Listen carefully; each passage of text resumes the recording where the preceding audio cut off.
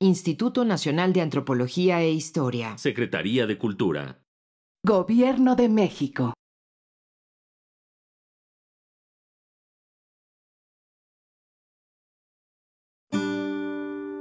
Su sustancia está hecha de evocación, recuerdo, rememoración y de lo que toma del porvenir. Porque es una parte fundamental de nuestra identidad. Somos nuestra memoria. El programa de Lina que nos lleva de viva voz con los especialistas. Muy buenos días, o tardes o noches cuando tengan la oportunidad de vernos, de seguir nuestras transmisiones de la serie Somos Nuestra Memoria en Radio INA. Tenemos el gusto de tener en nuestro programa de hoy, dentro de esta serie, al maestro Júpiter Martínez Ramírez, investigador del Instituto Nacional de Antropología e Historia, que está adscrito al Centro INA Sonora desde hace ya algunos años.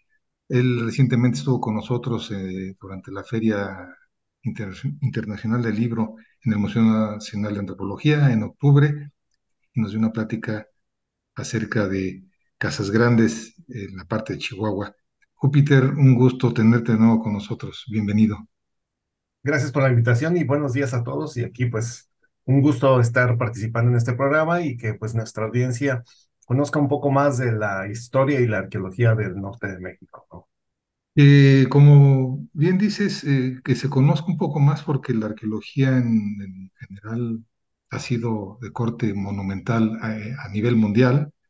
En México no ha sido la excepción y se ha dado mucho énfasis a ciertas zonas del país que tienen los grandes monumentos. Y la arqueología del norte ha tenido una gran proyección, un empuje muy grande en los años recientes. Ustedes acaban de cumplir 50 años de existencia como centro de investigación y de protección del patrimonio, ¿cierto, Júpiter? Sí, pues ahorita estamos terminando este año de festividades de pues, la presencia originalmente del Centro Regional del Noroeste de México, que abarcaba Sinaloa, Sonora y las Baja Californias. Y posteriormente, pues ya sería el centro INA Sonora. Entonces, pues son 50 años de empezar en un territorio, ahora sí, de terra incógnita para el instituto, Ajá. aunque los estudios de arqueología y antropología, pues se han llevado a cabo desde el siglo pasado, ¿no? Bueno, del siglo antepasado, siglo XIX, ¿no? Entonces, esta es una de las dinámicas muy interesantes de que pues pensamos el instituto a partir de la presencia misma del instituto, cuando en realidad pues las dinámicas de los estudios de antropología pues son mucho más profundos de la propia historia de la institución. Entonces, en el caso de Sonora, pues tenemos una historia muy, muy extensa en términos de estos estudios.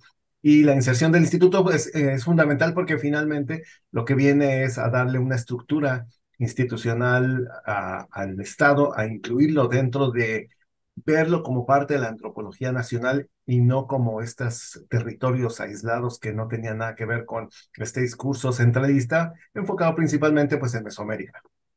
Entonces, Júpiter, incluir el territorio que es, como comentábamos, pues mucho más grande que en la misma Mesoamérica, casi el doble de Mesoamérica, pues es algo que tenemos que estar haciendo. y como parte de todo el proceso de desarrollo histórico y social de nuestro país, pues el norte tiene una gran profundidad. Y recordaba hace un momento que tuvimos el gusto de tenerte en el Museo Nacional de Antropología, una transmisión que se hizo desde el recinto máximo museográfico del instituto, uno de los más grandes del país, en octubre. Y ahí, entre varias reflexiones, varios comentarios que hiciste, mencionaste a el muy conocido a nivel mundial Padre Quino. ¿Mm? Entonces, bajo este comentario que hiciste, bueno, hiciste varios señalamientos y pareció muy importante a la producción de Radio INA, a Gaby, Aldo, a Ana Galicia, que junto conmigo hicimos algunos comentarios y por eso te pedimos que ahora en esta emisión nos platiques sobre tus andanzas, sobre tus quehaceres, en particular con el Padre Quino. Para nuestro público, el nombre que le estamos dando a nuestra emisión es el Padre Quino, Arqueología e Historia de una misión de vida, tanto por la misión del Padre Quino en su trayectoria como por las misiones que se fueron construyendo tanto por jesuitas como por franciscanos en el norte de nuestro país. Sí, me voy a permitir mencionar muy brevemente el extenso currículum de Júpiter. Nació en la década de los 70 del siglo pasado, estudió arqueología en la Escuela Nacional de Antropología, pero desarrolló trabajos arqueológicos en Chiapas, en Hidalgo, en la Ciudad de México, pero posteriormente sus afanes, y esto les recomiendo que vean la transmisión sobre Casas Grandes, en el cual estuvo Júpiter, regresen a ellos, además de muy interesante, nos hace una breve semblanza de su trayectoria, por qué llegó a Sonora, así es que se lo recomiendo para que lo contextualicen un poco más. A partir de ya el año 2000, si no recuerdo mal, Júpiter estás trabajando en Sonora, así es, desde el 2000, Desde el 96. y del 96. Ujú. Y tus líneas preferidas de trabajo son el estudio del patrón de asentamiento y los sistemas regionales, así como los estudios de cultura material. Entonces, sobre uno de los temas que fueron surgiendo en tu desarrollo, además de la zona de misión de Cocóspera, tú has estado trabajando como parte de tu desarrollo como arqueólogo, como investigador, en Casas Grandes, en la parte que corresponde a Chihuahua, pero también has estado trabajando esto que por lo general no es abordado, el tema del Padre Quino, las misiones por la arqueología tradicional, pero tú te has enfocado a ello. Para ir entrando en este tema del Padre Quino, ¿nos podría decir cuál es la relevancia en términos históricos y sociales del ingreso de estas congregaciones religiosas en nuestro país? Bueno, nada más una aclaración rápida. He trabajado en Casas Grandes, pero en el lado de Sonora, ¿no? Normalmente pensamos Casas Perdóname, sí, Grandes, sí, sí, en sí, Chihuahua, y también se extiende dentro del estado de Sonora la tradición de Casas Grandes. Y pues mi inserción a la arqueología histórica se da justo por eh, una cuestión de unos talleres de arquitectura de tierra que se generan en el norte de México, enfocados hacia la preservación a nivel arquitectónico de los edificios. La tradición de arquitectura de tierra, pues es una tradición muy extensa en todo el país, y en el norte, en edificios muy grandes, pues es muy conocida, sobre todo en los edificios misionales. Hay muchos edificios de mampostería, pero ahí tenemos muchísimos hechos con puro adobe. Entonces, los arquitectos a nivel regional tienen una preocupación muy grande en términos de la conservación de estos edificios. Hay muchísimos por toda la región, y se han conformado a través de estos talleres de arquitectura y conservación. Es un taller internacional, y se van enfocando en cada uno de ellos. Y el interés por voltear hacia las misiones de Sonora es como se plantea este inicio, este interés, porque pues la forma de aproximarse hacia un edificio histórico en funciones, como un templo en activo, pues tenemos perspectivas muy arquitectónicas o históricas. Podemos ver el edificio y haz de cuenta, llegamos a una plaza y está el edificio, pues lo podemos observar a nivel arquitectónico. Sin embargo, en las características del estado de Sonora tenemos muchos edificios de tierra que ya fueron abandonados, edificios religiosos que se encuentran en carácter arqueológico. Y entonces, en estos talleres se busca la conservación de estos edificios, y entonces se tiene que involucrar también la parte arqueológica. Y es así que surge pues mi participación, porque en los talleres que se hicieron en la misión de Cocóspera, que es un templo de adobe con acabados de ladrillo y de yeso en estado de ruina, el techo se le cayó hace más de 100 años, pues este grupo multidisciplinario dice, bueno, también aparte de la conservación del edificio de tierra, tendríamos que empezar a hacer un estudio arqueológico alrededor del templo y de los edificios. Y es un edificio icónico porque fue construido originalmente por el Padre Quino. Y es uno de los pocos que quedan en pie, que podemos hablar de que tenemos las evidencias arqueológicas para decir que sí lo construyó el Padre Quino. Entonces, cuando en realidad pues el Padre Quino fundó más de pues veintitantas misiones, y de todos esos edificios no tenemos otra certeza, porque pues en términos de la presencia, ahora sí, de las congregaciones religiosas que llegan al país, pues tienen esta función de hacer esta reducción de la población hacia trabajar con las comunidades indígenas, porque finalmente la conquista se da en dos niveles, ¿no? La conquista militar, muy conocida con la entrada de Cortés, y se asocia ahora sí que con los tlaxcaltecas, y gracias a esta asociación con los grupos indígenas logra pues la conquista de México Tenochtitlan. En realidad, la conquista realmente para organizarse con los pueblos y la conversión, sobre todo a la evangelización, la conversión ahora sí, del concepto occidental se da sobre todo por las organizaciones religiosas, porque ellos son quienes se acercan de una manera más directa hacia el corazón de la creencia de la gente. Y esto tiene que ver con una transformación del espíritu y la forma de pensamiento, ¿no? Y evidentemente es un trabajo, una realización donde hay procesos de fe de los mismos religiosos, donde ellos realmente quieren que la gente crea en el verdadero Dios. Y las organizaciones religiosas tienen pues este empuje hacia la transformación de las formas de pensamiento. Y evidentemente las organizaciones indígenas pues tienen un cierto proceso de resistencia por proteger su propia identidad. Y entonces esta lucha que se da a nivel emocional, psicológico, es muy compleja, es mucho más compleja que llegar con las armas y decir, bueno, aquí vamos a mandar nosotros, ¿no? Pero lo que tú crees y lo que tú piensas que es el concepto del mundo es algo que es mucho más complejo. O sea, serían los psicólogos del siglo XVI, XVII. Entonces, las congregaciones religiosas finalmente tienen que acercarse a estos líderes y convencer a la gente que hay que creer en un mundo diferente. Entonces, por eso es tan importante. Y si tú eres débil a nivel militar, como podrían haber sido las incursiones españolas hacia el norte de México, donde puede venir una expedición de 50, 100 soldados, y tú encuentras comunidades muy grandes que sobre todo son características por ser muy aguerridas. El norte de México las poblaciones no eran tan sencillas, o sea, no es que tú llegaras a un pueblo y encontraras y te hablas con el gobernante y el gobernante le dice a todos los del pueblo, pues así es como pensamos. No, resulta con que las formas de organización hacia el noroeste de México tienen que ver con un poder que tiene mucha transfiguración, se mueve y se transforma.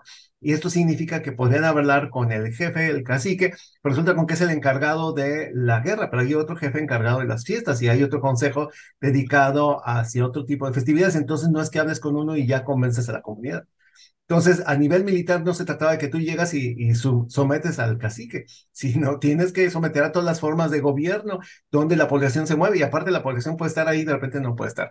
Entonces, la conquista militar en el noroeste de México no se pudo dar de una forma tan sencilla y por eso es que estamos hablando de que se detiene y se va haciendo cada vez más lento el avance contra los grupos que tienen un carácter de asentamientos no permanentes, como lo tenemos en el caso de la Pimería Alta, que sería las entradas de las congregaciones religiosas ya en el último momento hacia 1680, 1690, que ya son más de 150 años de la llegada de los españoles a América. Entonces, este proceso gradual pues tiene que ver con que la conquista militar hacia el norte de México no es tan eficiente y lo que se tiene que dar es este proceso de negociación con las congregaciones religiosas que son las que finalmente son las que pueden involucrarse y intervenir con todas estas comunidades para finalmente en una negociación donde también hay mucha violencia, pues aceptar el sistema occidental, a la corona española y pues finalmente esta transformación de la identidad de los grupos, donde pues actualmente en el siglo XXI podemos ver mucha de esta resistencia que persiste actualmente en el norte de México como los procesos de identidad y enfrentamiento. Es decir, por ejemplo, siempre ponemos mucho, un ejemplo que a mí me gusta mucho, que es cuando tú vas a las comunidades con CAC o SERI o vas con los yaquis, los yoeme, siempre existe el concepto de que ya llegaron los yoris. Y los yoris es los españoles, los que no hablan la lengua, los que no son realmente dignos de ser indígenas, ¿no? O sea, la forma de la defensa cultural está tan clara que en el mismo lenguaje existe todavía en siglo XXI de marcar diferentes. Sí, yo soy indígena original y tú eres más que un forastero que viene a estos territorios, ¿no? Y esto nos habla de una continuidad en la resistencia cultural tan compleja que imaginémonos 300 años en el pasado cuando llegan las congregaciones, pues es un proceso de identidad y lucha muy, muy compleja. Y a nivel militar, pues no funciona. Entonces, quienes van logrando estos avances, pues son los religiosos, las comunidades que para hacia el norte de México, pues al principio hay una lucha entre los franciscanos y los jesuitas que tratan de entrar hacia Sonora y es muy interesante porque de hecho las primeras entradas de los misioneros hacia Sonora se dan por el camino tierra adentro, porque pues como sabemos, lo que están buscando también es la búsqueda de estas riquezas, y con cabeza de vaca que se inventa la historia que hay ciudades de oro, ¿no? Las famosas Libia, Bolivia. donde pues existen pueblos y ciudades donde todas están recubiertas con paredes de oro, y pues mandan inmediatamente las expediciones a encontrar estas ciudades, y se abre esta ruta hacia Nuevo México, que es muy temprana, 1550, y ya estamos hablando de esta ruta del camino tierra adentro, donde llegan a lugares como actualmente Santa Fe, que estaría pues en el norte de Nuevo México. Entonces esta ruta se abre de una manera muy inmediata, y evidentemente Sonora queda ahora sí que al lado izquierdo del camino, ¿no?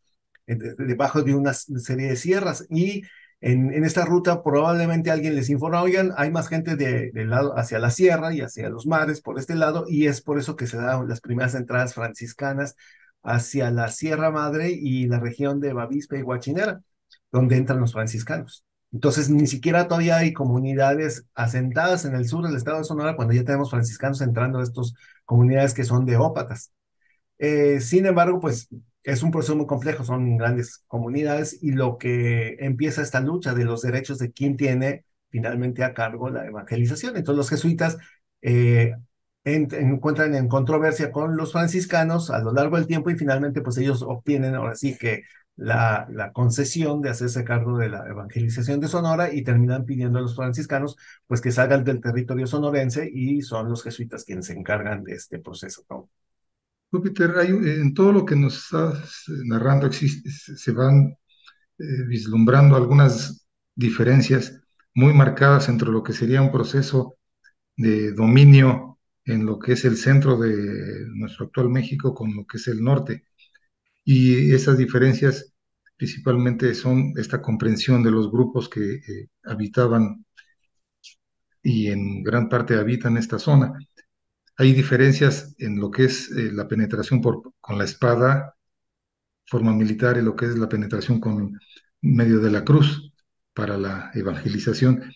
Pero también habrá diferencias entre lo que es la perspectiva de los jesuitas y de los franciscanos, porque nos estás hablando de lo que es tierra adentro. Mi pregunta sería en esos dos conceptos. Uno, ¿hay diferencias entre cómo fue la penetración para evangelizar, para crear eh, ese dominio religioso por parte de los jesuitas y los franciscanos por un lado, y por otro, ¿qué es esto de tierra adentro? ¿A qué te refieres cuando utilizas el concepto de tierra adentro dentro de toda esta población que estás mencionando, los ópatas, los seris, los yaquis, que habitaban y habitan el territorio norteño de nuestro país? Por favor.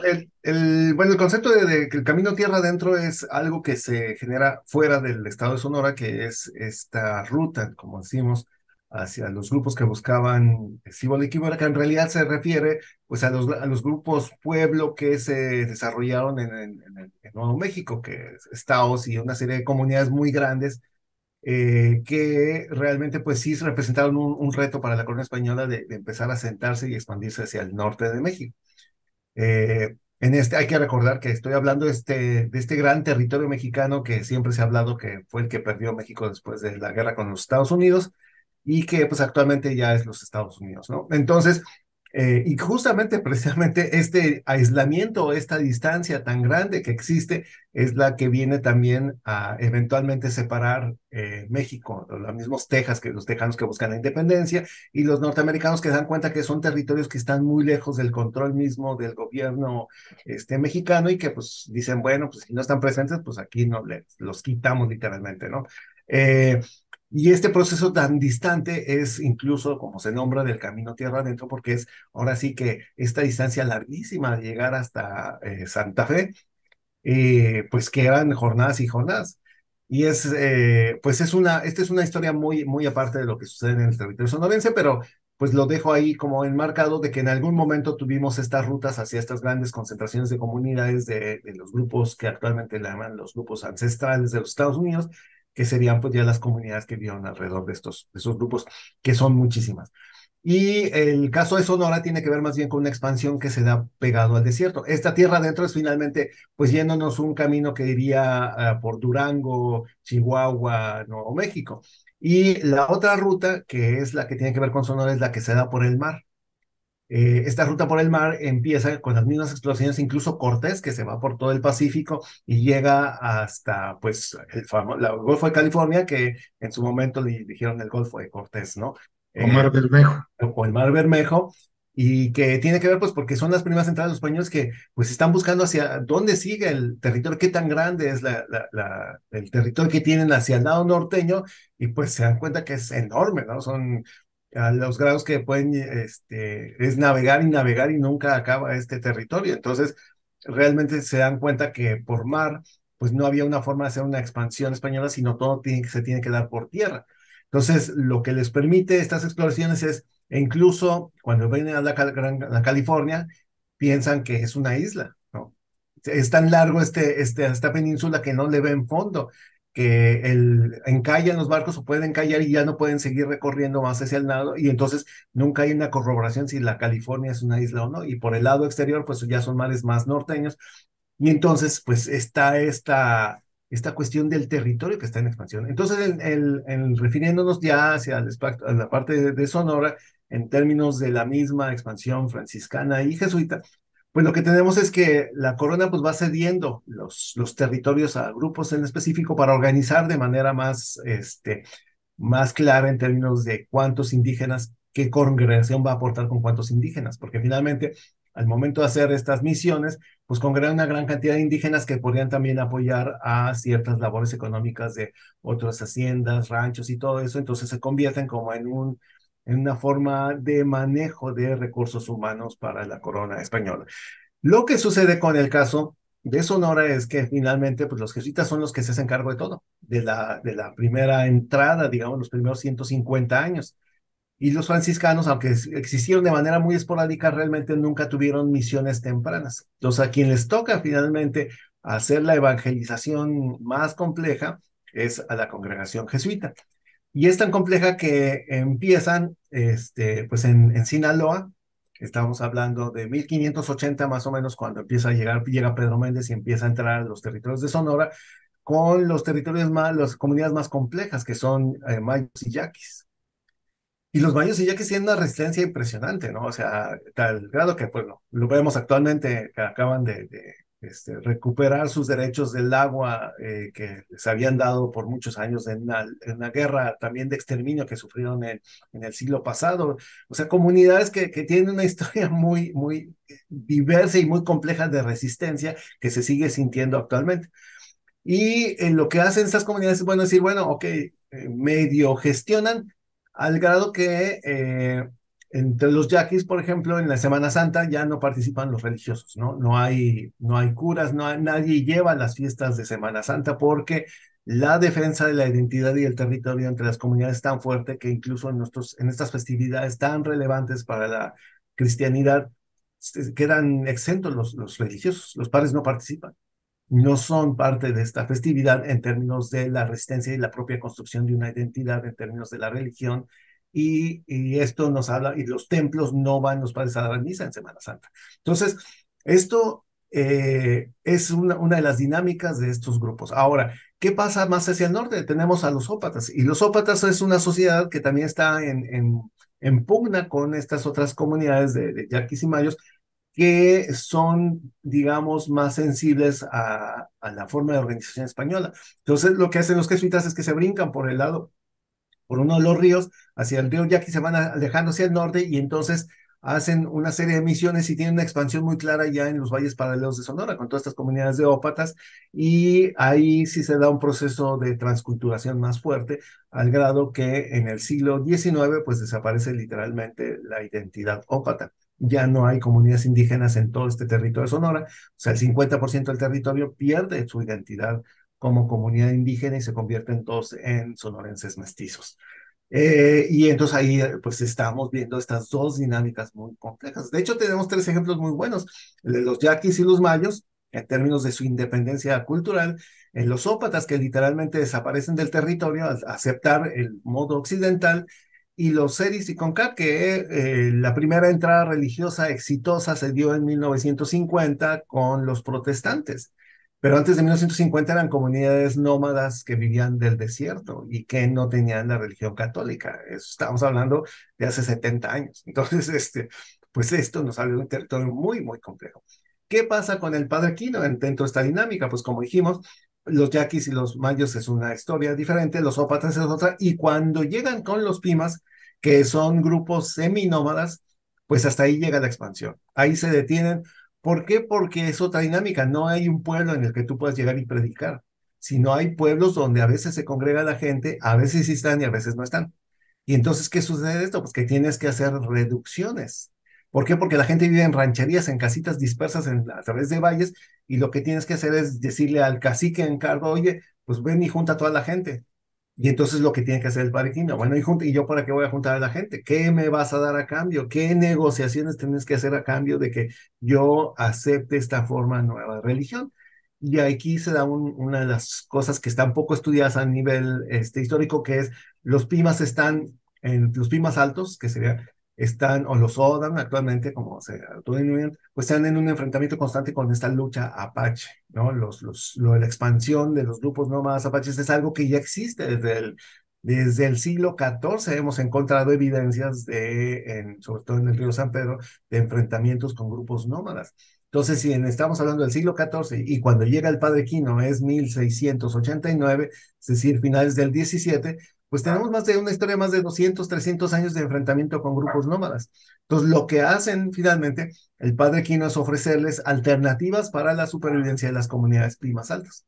¿Cuáles son estas alternativas? Son, primero, una diversificación de los cultivos, en términos de que la gente vive sí, de la irrigación, a veces de temporal, no hay agricultura temporal, sino son pura agricultura de riego, y que con la entrada del uso del trigo, el uso de ganado, mayor y menor, y otras especies y alimentos, pues permite una transformación de las comunidades a ser un poco más sedentarias y ser más seguras en términos del alimento. Entonces, finalmente los pimas terminan doblando las manos, aceptando el sistema misional, porque eso les va a permitir una mejor alimentación y supervivencia, más que sean aceptados por el enfrentamiento militar, que sí tienen que ejercer los jesuitas, pues cierta opresión militar, llevando ejércitos que a veces aparecen, a veces desaparecen, pero finalmente la gestión es mucho más política y más emocional. Por eso, la figura del Padre Quino se vuelve importante, porque es quien tiene esta capacidad y personalidad para poder hacer estas gestiones de finalmente, pues conceder y dar entre los misioneros, entre los caciques, pero también ser muy ser mano dura, ¿no? Porque las comunidades eran de que de repente los congregan y sí les dan y hacen la fiesta, y al rato se van al monte, y cuando la gente se va al monte, pues no vive conforme a lo que marcan las cuestiones morales de la religión. Entonces, evidentemente los padres se enojan y regresan a la gente y las están casi casi de las orejas, y no pueden vivir con muchas mujeres, no pueden tener todas estas tradiciones que son contrarias al espíritu cristiano. Y ese es uno de los aspectos que tiene que poner mano dura muy fuerte. Evidentemente hay mucha resistencia, pero finalmente, pues la primera entrada del Padre Quino logra como fundar todos estos pueblos y acordar con un montón de gente esta nueva forma de vida que, pues, digamos, sí tenía el Padre Quino un pequeño grupo de militares, pero finalmente estaban metidos en medio de los desiertos o de las zonas semidesérticas, en beneficio de que en el momento que les caían mal los podían matar de un día para otro, cosas que sí pasó, ¿no? En otros religiosos, como pues Saeta, que tuvo su misión y de repente se alborotaron los tubutamas y pues llegan y matan a todos, así literalmente, ¿no? Entonces, pues son territorios muy, muy violentos en ese sentido. Oye, Júpiter, has expresado varios conceptos en tu discurso que nos está poniendo en un contexto todo el desarrollo histórico. Estás hablando fines del siglo XVII, su permanencia de algunos grupos en el siglo XVIII, e incluso llegando hasta ya lo que es nuestro siglo XXI. Hay que mencionarle a nuestra audiencia que estamos haciendo esta grabación a fines del año 2023, del 2023 y en diciembre, pero hay grupos que han permanecido y hay grupos que han desaparecido, como los que mencionaste, los ópatas, pero has utilizado un par de conceptos y me gustaría, si nos puedes ayudar de una forma breve, que nos dijeras a qué se refieren esos conceptos que estás utilizando, y por otro lado, de una vez aprovecho para comentártelo, este Padre Quino, ¿de dónde salió? era alemán, era austriaco, italiano, español, peruano, que nos puedes decir algo sobre la vida del padre Quino, porque es muy recordado, tiene una gran profundidad y tiene un nombre en nuestro país. Entonces, por esa razón, sería importante. Los conceptos que te diría son reducción y misión, porque congregación, digamos, es un concepto común, digamos, que se puede entender, yo congrego, integro gente, pero ¿qué es reducir? Suena muy fuerte, es como minimizar, por un lado, y lo otro, pues una misión es algo que yo tengo que realizar, tengo que llegar a una meta. Entonces, si nos puedes decir de forma breve qué es esto de las misiones y qué es esto de las reducciones, y pues te comento, estamos llegando así a la mitad del programa. Le comento a nuestros radioescuchas, a nuestros seguidores, que contamos con la presencia del maestro Júpiter Martínez Ramírez, investigador del INA, del Instituto Nacional de Antropología e Historia. Él está en Sonora y el tema es el Padre Quino, Arqueología e Historia de una misión de vida.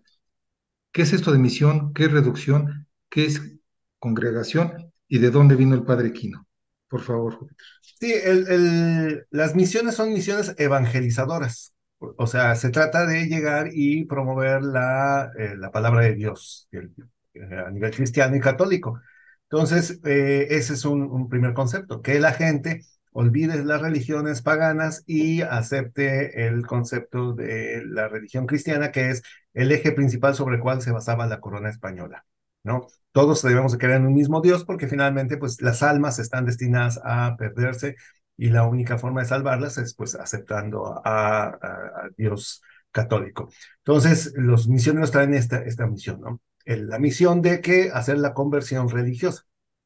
Ahora, cuando llegan los misioneros a la región que yo he trabajado más, que es la Pimería Alta, eh, no hay como grandes pueblos, son pueblos muy pequeños.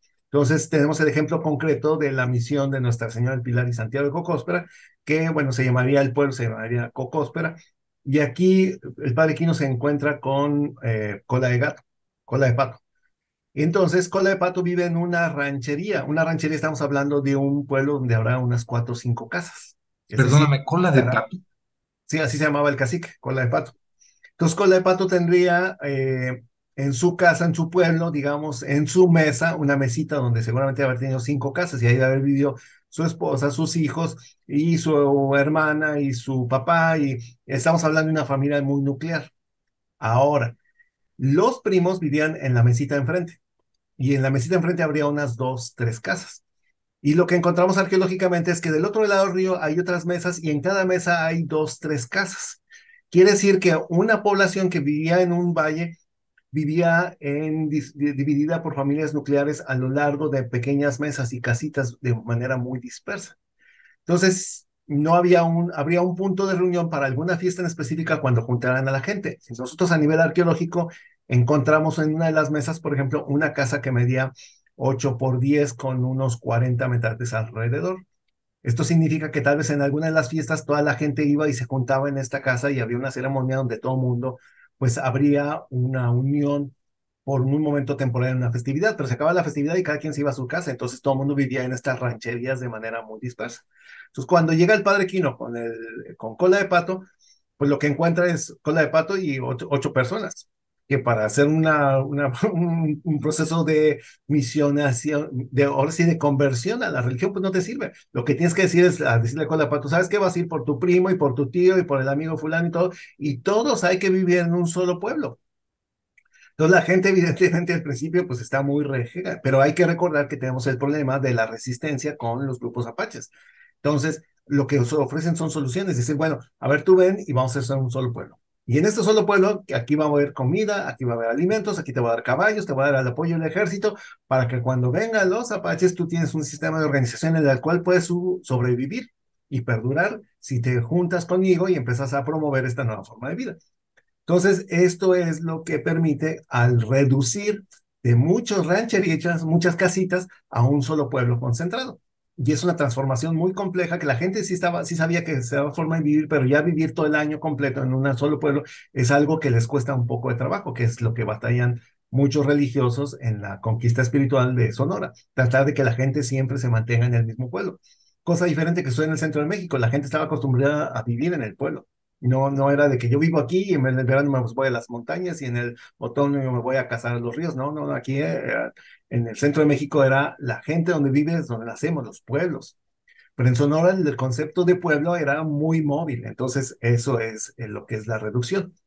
Y finalmente, pues la reducción y crear un solo pueblo lo convierte en un pueblo de misión.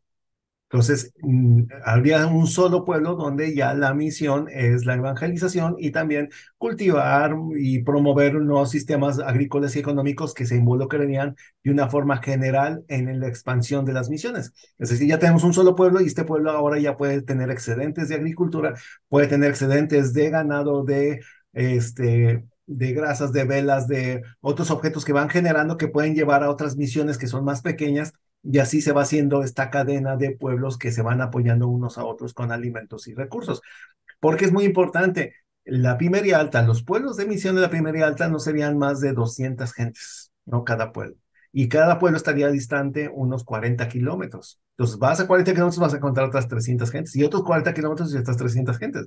Entonces, estamos hablando de una densidad poblacional muy baja. Entonces también eso se vuelve muy difícil, pero a la vez también se vuelve sencillo en términos de las relaciones personales, porque mismo Quino lo narra. Cuando llega, de repente vienen unos caciques asiles que ellos también quieren que sean evangelizados y bautizados. En realidad ellos quieren meterse al sistema económico de la supervivencia. Pero, y mucho se debe ver en estas, de que le dicen al compadre y bueno, no existen los compadres, pero le dicen al primo y al pariente, y las redes de comunicación, aunque son de distancias muy largas, se corren muy rápido. Entonces todo el mundo sabe la información y por eso es que viene gente tan distante, es decir, Quino de 40 leguas, vienen al pueblo a pedirme que vaya a sus pueblos a hacer las reducciones. Porque esta dinámica de pueblos pequeños también son pueblos muy comunicativos y por lo tanto pues hay mucha información y eso es algo que tiene que ver mucho la habilidad del padre Quino. El padre Quino que, pues te comentaba, desde origen, pues eso es una de las, actualmente se considera como italiano de Trento, pero cuando Quino vivía en Trento no existía, no era parte de Italia, sino era un territorio del medio entre Italia y Alemania, de las montañas de los Alpes, y pero pues finalmente él, cuando tiene una enfermedad muy grande, pues dice, bueno, si me curo, me voy a volver a volver religioso, y por eso se va con San Francisco, adquiere el nombre de Francisco, Eusebio Francisco Quino, por eso adquiere lo de Francisco Javier, y decide unirse con los jesuitas, y él pues quiere ir a China, y va y se ofrece a ir a China, y cuando pues va la posibilidad, pues termina llegando a México, y en México pues lo mandan a los territorios más difíciles, que es primero, él quería ir con los seris, porque fue en barco primero fue por barco hacia la California, y después ya regresó en tierra, y ya en tierra le dicen, no, ¿sabes qué? Mejor vete con los Pimas. Y una de las cosas que dicen que no está claro, pero es que el momento que lograran tener el territorio de los Pimas, pueden abrir el camino para llegar más hacia el norte, cruzar el desierto de Arenas, que sería la región entre las últimas misiones que fundó el padre Quino, que serían Sonoita, y que a San Luis Río Colorado, Mexicali, más o menos. Ese tramo es un tramo de puro desierto, es decir, de puras dunas donde no hay pues realmente agua. Entonces, para cruzar ese desierto necesitabas los guías y conocer el territorio para poder traer grupos grandes de 50, 60 gentes y poder cruzar el desierto sin que te mueras.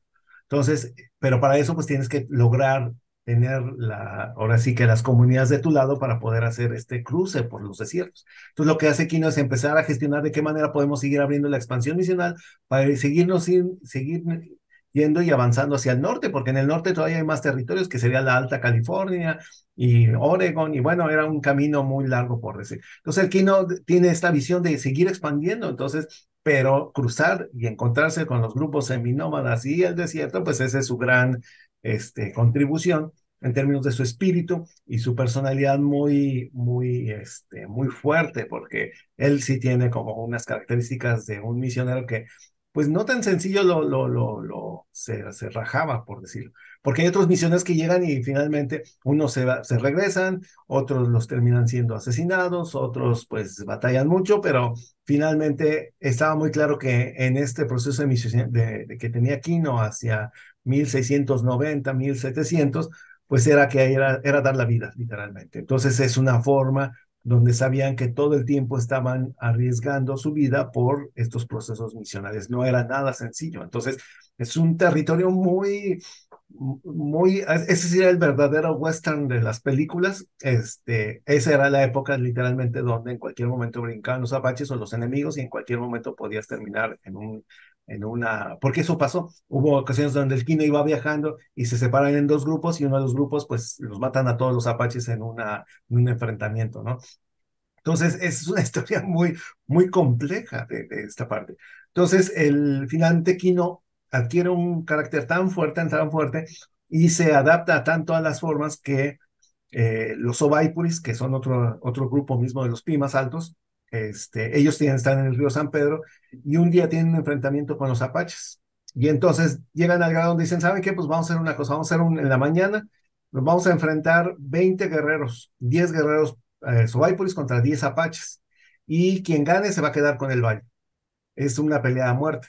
Entonces hacen las fiestas y en la mañana se empiezan a enfrentar estos 10 guerreros, y cuando empieza el enfrentamiento, lo que hicieron los Sobaipuris es que en la noche se fueron y les dieron la vuelta por el otro lado del valle, y en el momento que están en su enfrentamiento los atacan y matan como a unos 100 apaches. 100 apaches, estoy hablando de mujeres, hombres, niños, bebés y todo. Y van y le avisan a Kino, ¿sabes qué? Matamos a todos los apaches.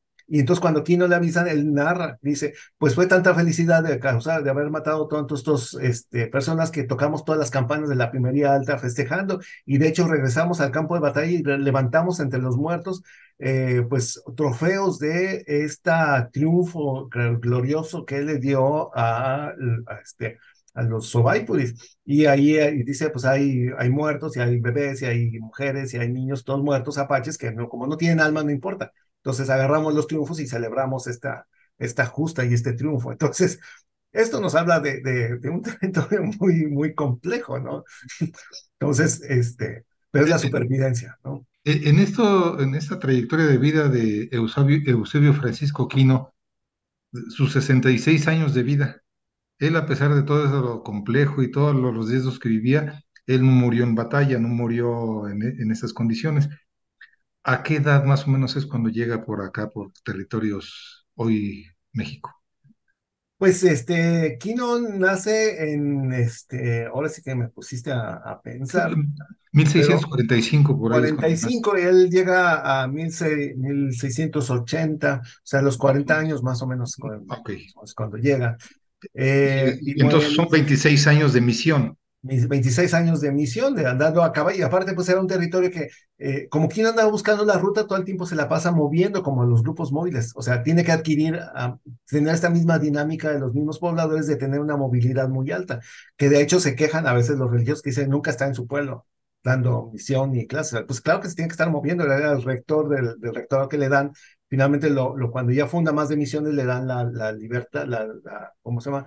Le dan el rectorado para que él se encargue de la organización de todos estos pueblos de misión. Entonces, esto lo obliga a estarse moviendo de un lado a otro, que junta miles y miles de kilómetros a caballo. Entonces, es una persona que tiene que siempre estar siendo móvil y no estar en su iglesia dando misa. O sea, no, para nada. Y aparte tiene que estar regresando también a México. O sea, en un par de ocasiones regresa a México desde la primera, estamos hablando de 2000 kilómetros. Entonces Sí. eran viajes de un mes de regreso, gestionas y regresas dentro de 8 meses, y luego tienes que ir 3 veces y estar pidiendo que le manden más religiosos. Y luego cuando llega, no es de que llega al pueblo de Dolores donde tenía su misión, sino de ahí tiene que estarse moviendo por el territorio, que también tiene como 600 kilómetros para moverse de un punto a otro. Entonces, claro que nunca tiene un periodo de 4 meses en una misma misión. No, no, no. Tiene que estarse moviendo todo el tiempo. Es una forma de vida, como decías, riesgosa, peligrosa, y por eso la producción de Radioína, de medios de Lina, eh, propuso que fuera una misión. Pero también tú tienes una misión en todo este conjunto de trabajos, y esto fue algo que resultó atractivo. Tú eres arqueólogo de formación Sí. y estás hablando de un periodo que tradicionalmente la arqueología no toca. Podríamos decir, estás haciendo una cosa que se podría denominar arqueología de periodos históricos o arqueología histórica. ¿Cómo es que llegas a esto y a este tipo de trabajos? Lo mencionaste al principio, pero desde el punto de vista de la arqueología, ¿de qué manera se puede hacer el estudio de la vida y obra del Padre Quino y sus misiones? Bueno, el Sonora es un territorio con poca población, ¿no? Actualmente en Sonora somos 3 millones de habitantes. Entonces, 3 millones de habitantes en un territorio que equivale, híjoles, no sé, un cuarto, un tercio de la península de Yucatán. O sea, bueno, básicamente toda la población que existe en una delegación o una alcaldía de la Ciudad de México está en Sonora. Así es, Entonces, Iztapalapa tiene más. sí, tiene más. Entonces, estamos hablando de densidades muy, muy bajas de población. ¿Y esto qué hace, qué sucede a nivel histórico? Bueno, que a veces se fundan pueblos y se abandonan. Y entonces, a nivel arqueológico, resulta con que en el estado tenemos una gran cantidad de evidencias de pueblos que fueron habitados y abandonados y que están en carácter arqueológico. Y no solamente pueblos de misión. Tenemos pueblos de misión y tenemos minas y asentamientos, ranchos, desarrollos industriales. Es decir, tenemos una gran diversidad de sitios arqueológicos del periodo histórico y moderno de una cantidad increíble. Y pueblos donde literalmente todavía está el templo, por ejemplo, en el sur del estado, donde todavía están los templos de mampostería y alrededor del pueblo, y estos están metidos en la vegetación y abandonados. O pueblos mineros como Pilares, por ejemplo, que son de los años 20 y 30, donde incluso hay un cine y el cine está abandonado y están las terrazas donde vivieron todos los mineros y que son sitios arqueológicos. Y si nos vamos más hacia atrás en el tiempo, pues los pueblos de misión que no prosperaron, pues quedaron literalmente los templos abandonados junto con el pueblo y las murallas perimetrales y todo en carácter arqueológico. Entonces es una locura en términos arqueológicos porque es una forma de hacer arqueología de la historia. Entonces, una de las cosas que a mí me tocó hacer como parte del instituto fue que cuando abrió una plaza de investigación, la hicieron de arqueología histórica y realmente la posibilidad de qué vas a hacer de arqueología histórica era inmensa, por eso porque tienen los sitios arqueológicos históricos ahí esperando ser investigados.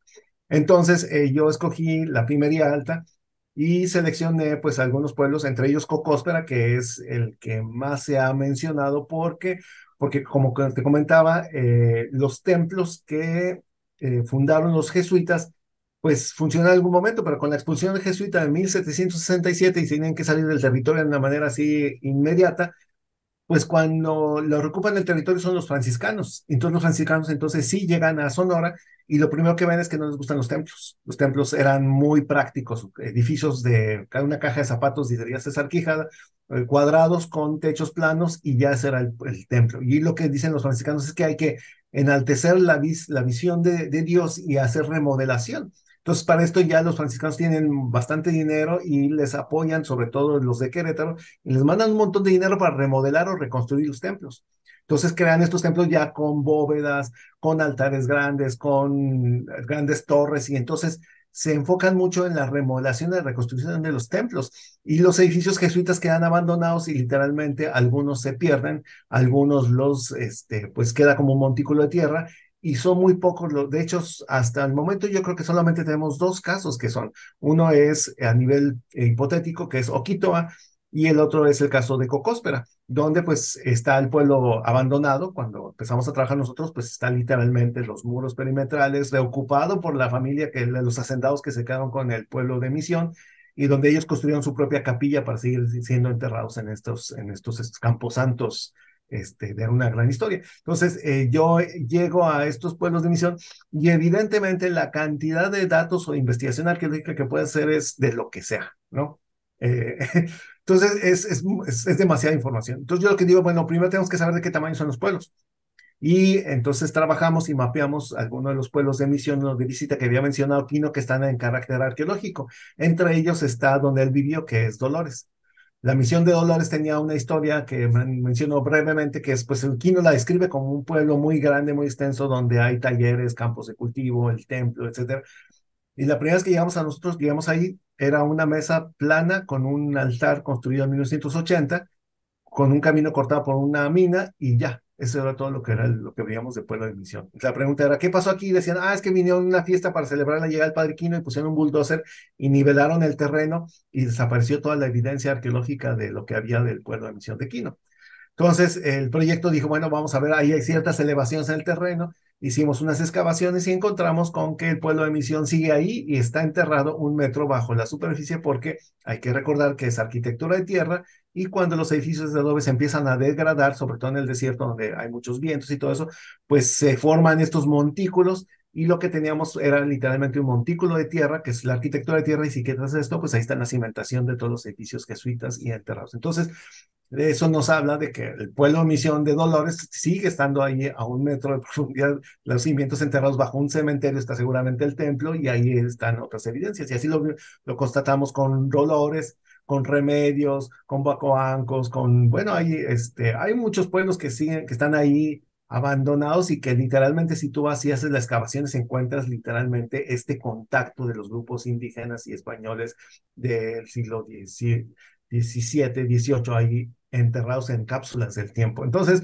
es una cantidad de información que arqueológicamente ni siquiera puedes terminar de investigar. Nosotros sí nos dedicamos a hacer calas y pozos de sondeo para constatar, pero ahí hay una gran cantidad de información. Y en el caso de Cocóspera, pues el edificio, como está sin techo y tiene acabados de yeso hecho por los franciscanos que lo pintaron, pues es un edificio muy bonito, que está abandonado y que ha conservado los aplanados de yeso por más de 150 años, y que cuando se funda el Centro Regional del Noroeste de Lina, lo primero que le dicen a Tita Braniff y a Arturo Oliveros es, pues ustedes que ya llegó a Lina, agarren Cocóspera y consérvenla y presérvenla, porque ahí está la misión del Padre Quino, que es la que queremos cuidar. Entonces, por eso el INAH, de hecho, destina un custodio en 1977. O sea, tenemos 50 años con un custodio cuidando esta zona que ellos siempre le han llamado una zona arqueohistórica, porque no sería una zona de monumentos históricos, ni tampoco es una zona arqueológica, es una zona arqueológica del periodo histórico. Entonces, ahí tendríamos que modificar incluso la ley para preservar estos sitios arqueológicos, donde pues tenemos, ahora que lo hemos investigado, pues tenemos los talleres donde están los fundición, tenemos una muralla perimetral que estaba hecha especialmente para evitar que los apaches se metieran, tenemos pueblos, casas indígenas, tenemos construcciones franciscanas con techos de teja, todas en carácter de ruina, y sobre encima de todo esto está el cementerio del siglo XX, ¿no? Entonces, para llegar a estos estudios en parte de Cocóspera, primero hay que sacar a los muertos del siglo XX para poder estudiar las evidencias del siglo XVIII y XIX. Entonces, pues nos habla de una gran complejidad a nivel arqueológico, simplemente de este territorio de la Primería Alta. Ahora, el resto de Sonora, pues hay una arqueología que no se ha hecho hacia los pueblos yaquis, los pueblos mayos, los guarijíos, o los mismos pueblos de los ópatas, donde pues no hay esta arqueología, y sin embargo sí tenemos muchos sitios que merecería la pena hacer investigación. Entonces, pues hay un campo de trabajo muy extenso que pues es la dinámica regional, digamos, del norte, diferente a que quisiéramos hacer arqueología de los pueblos de Misión, o los mismos pueblos de Michoacán, por ejemplo, donde está Vasco y Quiroga, que tienen un concepto más o menos similar. Pues sería muy complejo hacer una arqueología de estos pueblos. Sin embargo, en el norte de México, pues ahí están los sitios arqueológicos deseosos de ser investigados, ¿no? Entonces, pues es una rama que se está trabajando, ¿no? Hace un momento mencionaste que tenía el padre José Francisco Quino, tuvo una veintena de misiones. Al final de cuentas, él cuando fallece, cuando muere, es sepultado y sus restos se entiende que están al menos esta es la versión oficial, que está en Magdalena, Magdalena de Quino, Sonora, es donde él está sepultado. También tuviste que ver un poco con este estudio, ¿no? Mencionaba la vez pasada, si pudieras mencionar algo sobre ello, por favor.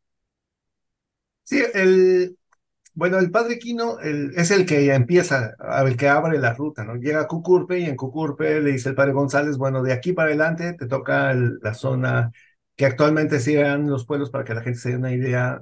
Cucurpe, bueno, es un pueblo actualmente muy pequeño, pero los siguientes pueblos que le toca al Padre Quino misionar serían como empezando por el lado de Cananea, Nogales, que es frontera, Magdalena, Caborca, Sonoita, San Luis Río Colorado, es más o menos la región que le toca al Padre Quino trabajar, ¿no? Eh, después pues es un territorio muy grande y funda todos estos pueblos de edición. Bueno, también trabaja, funda los pueblos en Tucson, que es actualmente Estados Unidos, Tumacacori, que está cruzando la frontera, es decir, un territorio que tiene un carácter binacional actualmente. De hecho, le llamamos trinacional. ¿Por qué trinacional? Porque pues es el territorio de México actualmente, el territorio de los Estados Unidos, pero también es el territorio de la nación O'odham, o Tohono O'odham, que tiene pues ellos como en sí mismos se consideran como una Claro. nación independiente que cubre tanto México como Estados Unidos y que ha habido incluso controversias con el mismo Consejo de Arqueología porque ellos pues dicen que sus tradiciones son más importantes que la legislación mexicana y por lo tanto tenía que respetarse más su legislación al ser grupos originarios que la misma legislación mexicana. Entonces, bueno, esto nos habla de la complejidad dinámica. Entonces, bueno, Kino siempre se está moviendo y llega un momento donde pues él se siente enfermo, está en dolores y va a visitar al padre Campos, quien acaba de hacer una capilla y va dedicada a Francisco Javier. Como les había comentado, Quino es Eusebio Francisco por Francisco Javier, el fundador de la orden jesuita, y pues él muy gustoso va a hacer la dedicación de esta capilla. Y dice el padre Campos que cuando hacen la dedicación de la capilla se siente enfermo y entonces ya en la tarde se recuesta y fallece. Entonces lo que hace el padre Campos es, bueno, pues murió dedicando la capilla, pues qué mejor que lo enterremos en la base del templo. Entonces ahí lo entierran y un año después dice el padre Campos, bueno, el Quino era muy amigo del padre González, que fue el que lo invitó a entrar a la primaria alta, y de otro Iturmendi, que fue un joven que llegó también misionero y que solamente vivió un año. Vivió y se enfermó en la primaria alta y lo tuvieron que enterrar en Tubutama. Entonces dice el padre Campos, ¿saben qué? Vayan por los huesos de González y Iturmendi y tráiganlos aquí, los vamos a meter en este pueblo de Visita, que era Magdalena, para enterrarlos juntos, para que los tres padres quedan juntos. Entonces manda a los indígenas para que sacaran los huesos y los pone y los entierra allá a ambos lados. Entonces dice Campos en otro documento, pues traje a los padres y los puse en dos cajitas a ambos lados de la tumba del padre Quino. Y cerré la tumba que estaba en la capilla de Francisco Javier en el templo de la visita de Magdalena, perdón, sí, de Magdalena, de Buquibaba que se llama. Entonces, lo que sucede después es que, bueno, que Campos de hecho es el misionero que vive más tiempo y tendríamos que tener más estudios respecto a Campos porque él sí se aventó como 50 años y ya viejito lo tuvieron que mandar al lugar más civilizado de Sonora, que en aquel entonces fue Bacerac, que pues actualmente Bacerac es lo más aislado del estado y que en su momento era el lugar más civilizado. Y después llegan los franciscanos y lo que va sucediendo es que la historia y la vida de Quino se va medio olvidando un poco y también sus templos. Y hay que recordar que Quino sí queda en la memoria y la gente habla de esta historia de Quino y quedan referencias, pero quien realmente lo vuelve a sacar a la historia es Eugene Bolton con el libro de Los confines de la cristiandad, donde habla y recupera toda esta historia. Y los jesuitas pues adquieren el libro en 1920 y Quino vuelve a salir a la vida, vuelve a salir a la luz de una manera muy fuerte con este libro donde describe Bolton la historia y la vida de Quino de una manera narrativa casi en primera persona y que adquiere pues nuevamente el recuerdo de Quino y lo primero que dice la gente es, bueno, ¿y dónde quedó Quino? Pues en Magdalena, pues hay que buscarlo. Entonces el padre Navarrete en 1930, 40 manda a buscar a Quino y que excaven ahí en San Ignacio, que era la cabecera, no Magdalena del pueblo chiquito y San Ignacio era el pueblo grande, pues van a buscar si lo llevaron a San Ignacio y no lo encuentran. Y van y buscan en Magdalena y desde ese entonces están haciendo excavaciones. Y todo resulta con que en Arizona, cuando deciden que van a poner a su personaje en, el, Washington, en esta cosa circular, ¿cómo se llama? Donde tienen a todos los personajes, Ah, sí, donde tomaron los de Trump, tomaron el edificio el Capitolio. el Capitolio. Hay que recordar que en Capitolio están los personajes que representan la historia de los Estados Unidos. Y Arizona tiene a Green y tiene a Quino.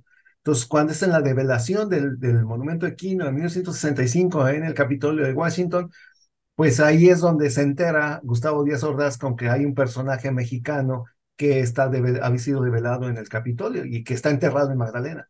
Entonces, de volada mandan y le dice al secretario de Educación Pública que vayan y busquen a Quino. Y entonces le dicen al director de Lina y el director de Lina manda a Gilberto Jiménez Moreno y a Arturo Romano y a Jorge Olvera para que vayan a Magdalena y encuentren a Quino.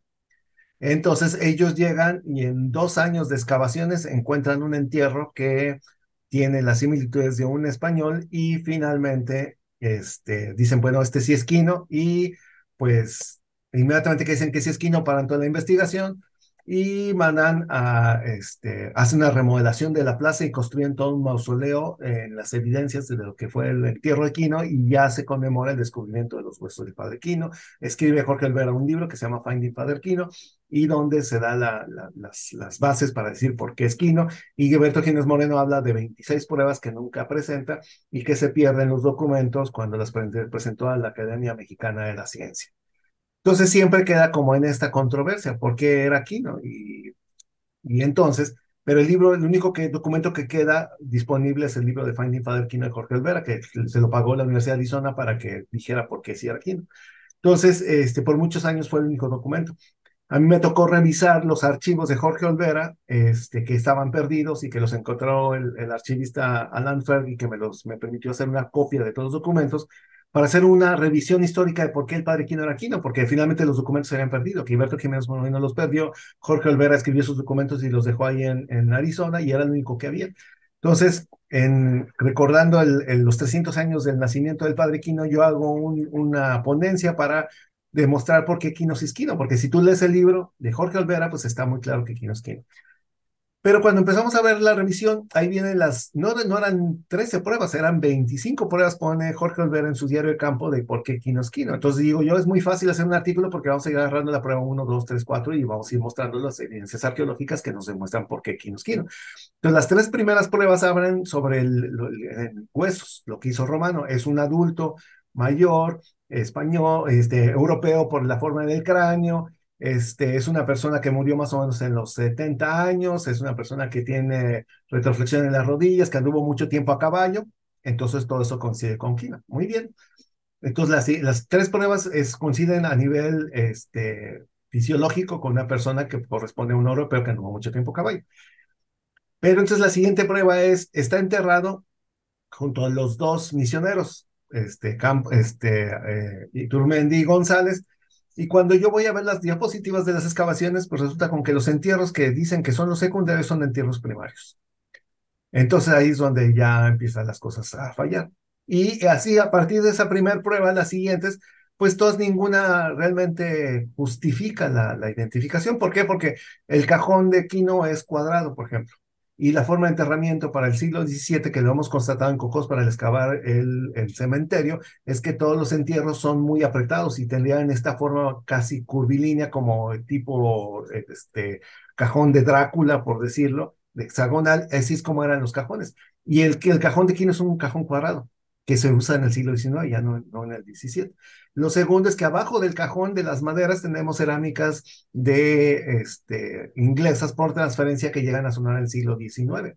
Y entre esos objetos abajo del nivel que excavaron también tenemos monedas, y hay algunas monedas de 1905 y una moneda de 1893. Los muros que dicen que son de la capilla, pues hay un contrafuerte que hablan y en realidad el contrafuerte es una esquina. Y la otra cosa que es el elemento más importante es que no había capillas exentas, porque lo que encuentran los huesos es fuera del Templo de Campos. El Templo de Campos sí lo encuentran y resulta con que se destruyó cuando hicieron la presidencia municipal en 1900 y entrevistan al señor Ábalos, que fue el que construyó, y dice, sí, cuando hicimos la presidencia municipal encontramos las evidencias de un templo y había muchos muertos y muchos huesos y todos pues, los juntamos, los tiramos y construimos la presidencia. Entonces, evidentemente el Templo de Campos ya no lo iban a encontrar. Entonces, ya ahí mismo, con ese mismo testimonio, ya no podían encontrar a Quino, porque Quino estaría en una capilla dentro del Templo de Campos. Sin embargo, como es una orden presidencial, ellos siguen excavando por todo el pueblo y cuando encuentran un entierro extendido con unos huesos al lado, dicen, este es Quino.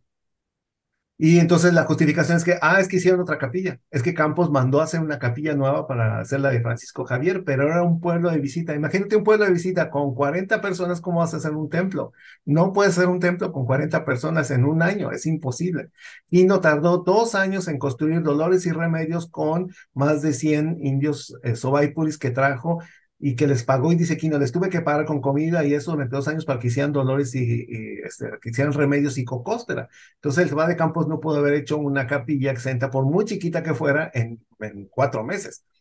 Y en segundo lugar, no existen las capillas exentas en Sonora. Todas las capillas están dentro de los templos. Tú llegas al templo y tienen sus capillas laterales dentro del templo.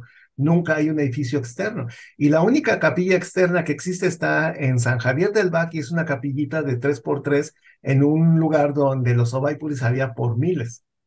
Entonces, y en Magdalena Quino había decenas de indígenas. Entonces, no hay forma que hubieran podido haber construido una capilla exenta fuera del templo de Campos, y ahí fue la que dedicó Francisco Javier y enterró a Quino.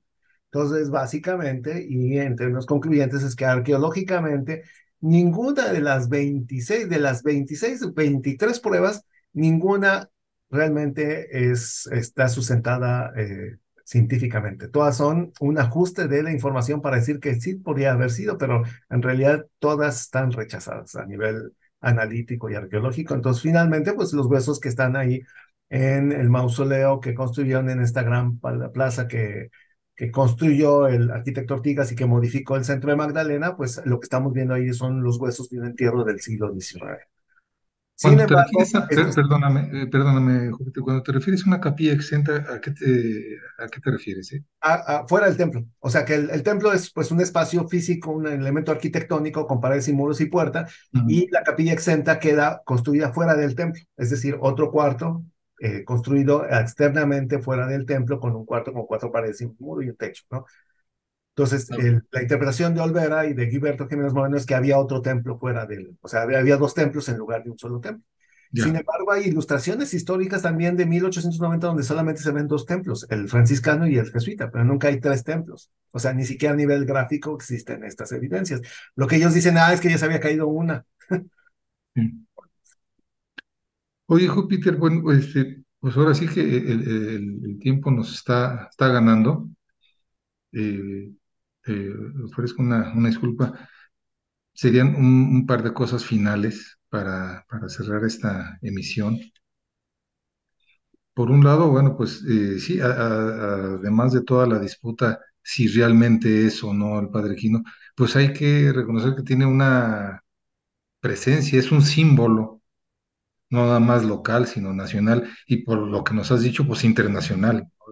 Digamos, su reconocimiento en el Capitolio como un personaje de los fundadores de lo que hoy es Estados Unidos de Norteamérica y de todo lo que es la misión jesuita en Sonora, pues ahora sí que tiene un peso muy, muy grande, tiene una importancia tremenda para un ser de esta naturaleza cuya vida pues fue una misión, que es el tema de hoy.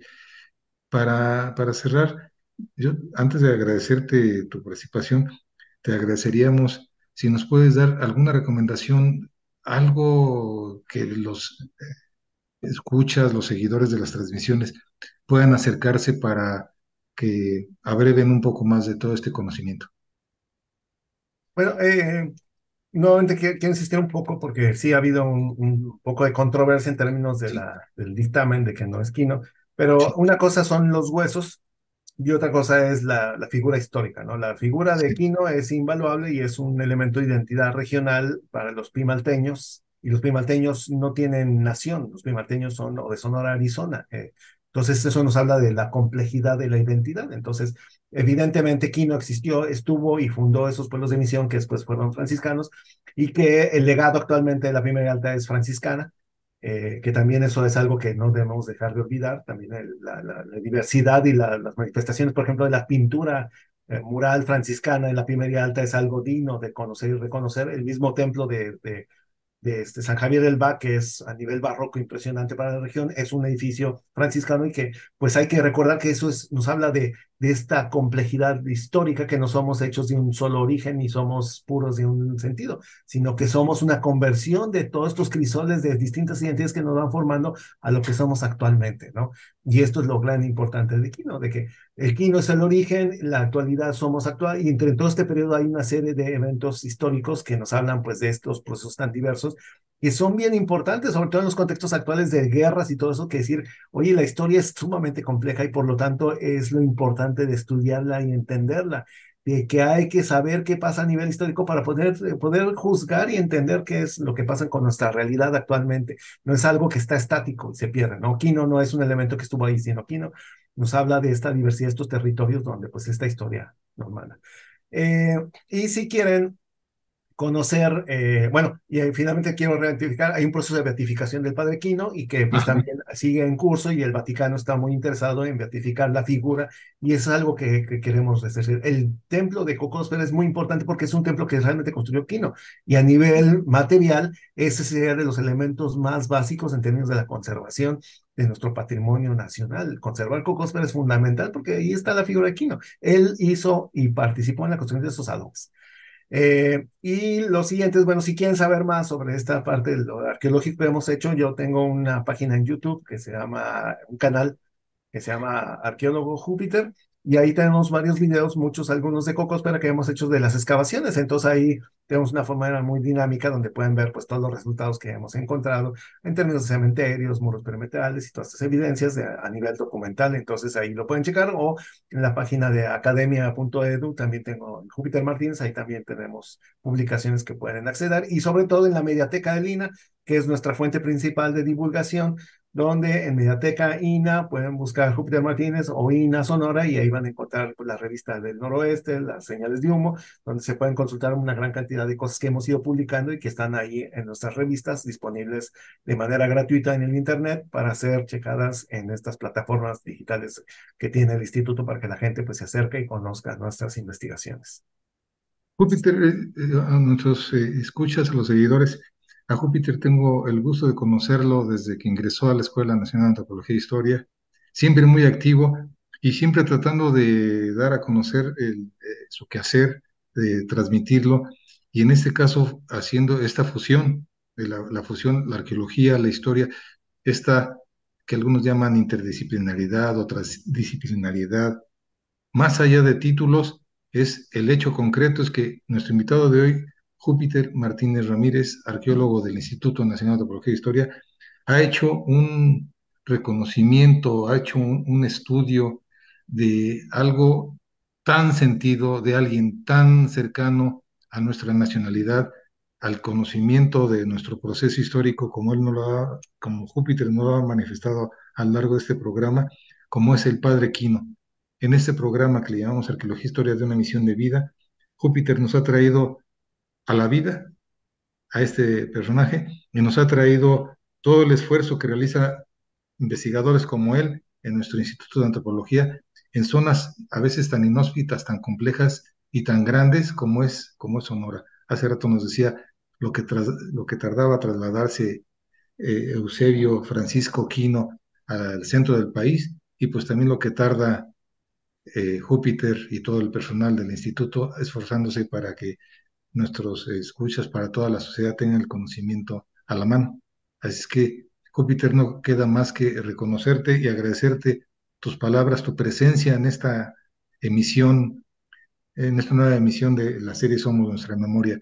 Un saludo muy grande, Júpiter. Un gusto tenerte en el programa y esperemos que no sea la última. Pues aquí estamos en contacto y gracias por su escucha y su paciencia. Pues Júpiter, a nombre de Radio INA, doy por terminada esta emisión que fue posible por tu generosa participación. Todo con mi investigador Centro INA Sonora. Gracias a nuestros escuchas por su atención. Les sugerimos consultar más de nuestra producción a través de nuestras distintas plataformas digitales en YouTube, que nos acaba de sugerir Júpiter. Busquen en su página y también para Radio INA en YouTube y Spotify. En la producción, la Coordinación Nacional de Difusión a través de la Dirección de Producción Audiovisual con Ana María Galicia Zamora al frente y en la subdirección de Radioina Gabriela Marentes Garza. Realización, Gaby Marentes y Vanibaldo Morales Ellis. Grabación y edición, Rubén Martínez Esquivel. El apoyo de Marta Hernández, Paula Bedoy y Jerónimo Cuevas. Yo, Luis Alberto López Vargas, les agradezco su presencia y los invito a que sigan nuestras diferentes transmisiones. Sigamos con el INA y sigamos con gente de tanto peso y tanta trayectoria y tanto conocimiento como nuestro invitado de Júpiter. Muchas gracias y un saludo a todos. Cuídense mucho y feliz cierre del 23 y feliz 24. Cuídense mucho y salud. Las opiniones y comentarios aquí expresados son de entera responsabilidad de quienes proporcionan la información y no representan necesariamente las opiniones de Radio INA ni comprometen el pensamiento editorial del Instituto Nacional de Antropología e Historia. Instituto Nacional de Antropología e Historia. Secretaría de Cultura. Gobierno de México.